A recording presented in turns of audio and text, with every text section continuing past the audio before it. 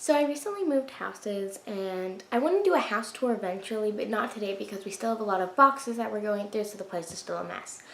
But I have a box that's just full of like memories and stuff from when I was little, and I thought it would be fun to go through on camera. I've kind of already gone through it a little, and I've looked at a few things, and then later I decided, hey, there's actually a good bit of stuff in here I could put on camera. Okay, I'm gonna just grab something now. Okay, I grabbed a random pile.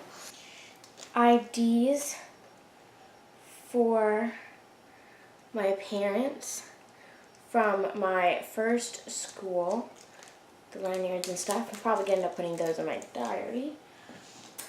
My music lesson diary, basically, I took piano, and basically what would happen is inside the teacher would write like my homework and like how I'm doing. The first one, she's just telling me to buy a book. And then after that, I have to curve my fingers. I have bad tempo. My tempo was too fast. Need to keep practicing. My beat's not steady. Curve your fingers. Play slowly. Read the music. Don't look at your fingers. I did this for a few years and I could never learn to read music. I would always just like have the teacher I'd have her play a song that I was assigned for homework or something. I'd have her play it first, and I would just have to memorize where her fingers went because I can't read music at all, like at all. And I got a happy birthday on February 1st. That's not my birthday, but thanks. I play too fast, play slowly, memorize the notes. I need to be careful with my notation, finger number, note value, and keeping a steady beat. I need to practice regularly. Practice with a metronome. Use the metronome. The note G on the left hand has to be played. Apparently I was skipping a note. Be more careful. Play slowly. She wrote to my mom, "Dear Miss Gwendolyn, please call me." What did I do? I wish I had that phone call. I think I remember what I used to do sometimes is when I really didn't want to practice. And this is something I'd probably do kind of easily, like whatever now. But back then, I like felt guilty about it and stuff. What I would do is my keyboard thing had a record function. So I'd play the song I was supposed to be practicing, and I would record it, and then I would just play it on a loop. Yeah. So it sounded like I was practicing, but I was just like playing on my computer or something. Incorrect rhythm, need to be a steady beat. There's one page marked here. I'm going to see that page is, oh, the one page where she said I did a good job. One thing that was fun about these music lessons, though, is we would be randomly taken out of class to do them. Oh, that's so sad. She put a sad face. Please practice your piano every day, sad face. Don't be late. Okay, I get it. I'm not punctual. Give me a break. I have a book, the 18th Annual Chester Fair. I have 2 badges that aren't mine. My English notebook from 8th grade. I have a reading log. We can see what I read in 8th grade on these days. This is my second one. My mom had to sign every time I read. Oh, it looks like I had to draw. Oh, I kind of remember this.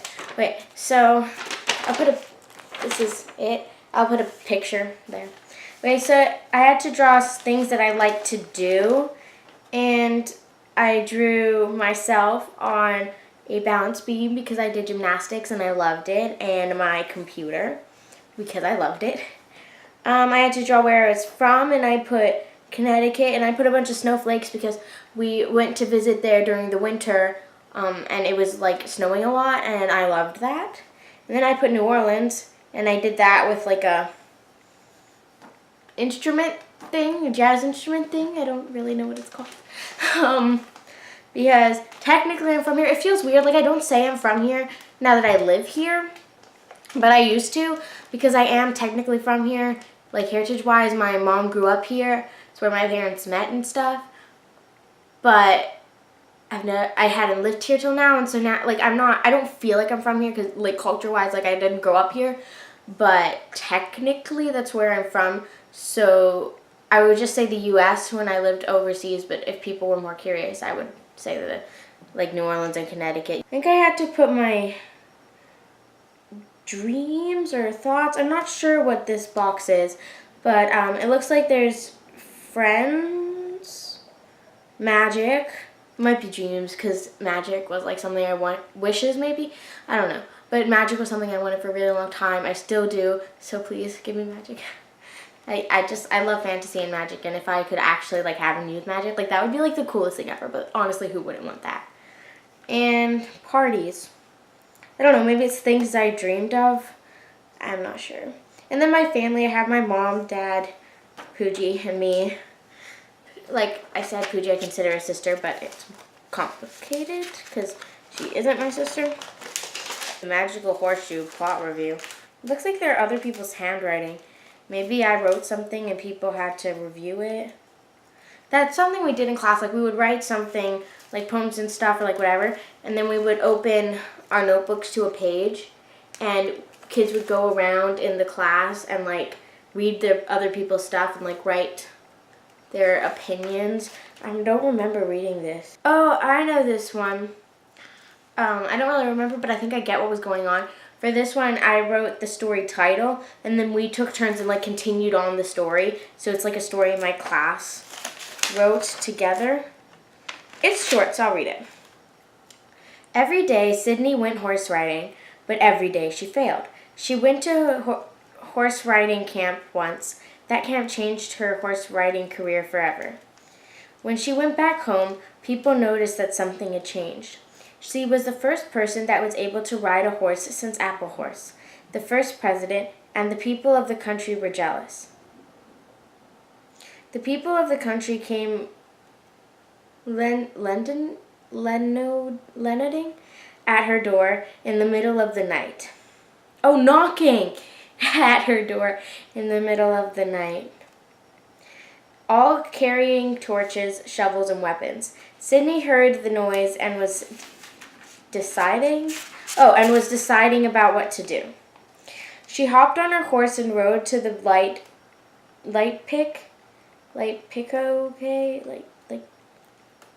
anyway, to the something ahead, when the horseshoe on her hip slipped and fell upside down. Her horse stopped and threw her against the ground. So the mob's screams grew louder and louder. She had nothing to do, so she ran and she ran away and never came back. It's kind of a sad ending. It started out so positive. I'm not sure if I ever actually read that because we probably continued on in class with other classwork, and I'm just like, okay. Hated inner conversations. If you don't know what an inner conversation is, you're lucky. They're the worst. There's a reason they're supposed to be called inner. I'm not really sure what this was, but it looks really cool the way I like outlined it. So, oh, I know this one. It was brainstorming for a video essay I had to do, and I chose Guy Fawkes, and you can actually watch that video on my channel. I'll put the link in the description. One other thing that was super annoying is we actually, like, if you can look, we had to number the pages in our notebook. I don't know if you can, like, see it because mine was made with sparkly pen. But then at the front of the notebook, we had not index, what's it called? Table of contents. So you can see all the assignments, like the days I did it, what it was, and the page number. I wrote a poem about weather, and it's, like, so long, it's like 4 pages. But I had big handwriting. If I typed it, it'd be shorter, but still. It was like, wow. And I always hated this notebook because the stupid things would come undone. It's like, yeah, I don't like it. Sparkly blue notebook. That's always promising. Anything with sparkles has to be good, right? Right? My 14th birthday. Oh, that's right. So it was my 14th birthday party, and I love planning parties, and like my parties were always so different than everybody else because I loved planning them, as in I made games, I looked up games, I spent hours researching games, and it was so fun because I would have games and I'd have a schedule and we'd play games, and it was the best, and I would have prizes, and it was so fun. Oh, this is so fun. Okay, so me and a friend, we decided to write a story together, and we did it in Word, and we did this made the pages landscape, and we split them in two, and we would write, okay, this is one side, this is the other side, and then you print it and you put it together. You know how that works, right? Well, I didn't at the time. So that's why the blurb is on the cover, and the cover's on the back. And there's like nothing at the front. Like the pages are all blank. It's sort of like, you know how when you like have Japanese books, like they start the other way around? That's kind of how ours ended up. We didn't do it on purpose. It's kind of a short story, but I might make it into another video. I'll read the blurb here, and then the video will be coming out later, probably. Rose gets kidnapped. Will Stella find her with her new friends or not? Okay, so this is the end of part 1. And yeah, I was hoping I would get it shorter and I'd fit more things into the first part, but I didn't. So I thought maybe this would be 2, possibly 3 parts. But now I'm thinking it might be like 10 parts. Because the total footage was like an hour, maybe like 2 hours. And when I stopped, it was at like a hour 15, 16, something like that. But this video, I'm stopping it at like 10 minutes, 30 seconds, something around that. 10 minutes, 30 seconds plus what I'm saying right now. Because who would want to watch that much? So, yeah. And, I mean, it's going to be a shorter total because I haven't edited anything past this 10 minutes yet. But I thought it was a good time to stop because I just finished talking about something. I really hope this isn't super boring. But at least it's content.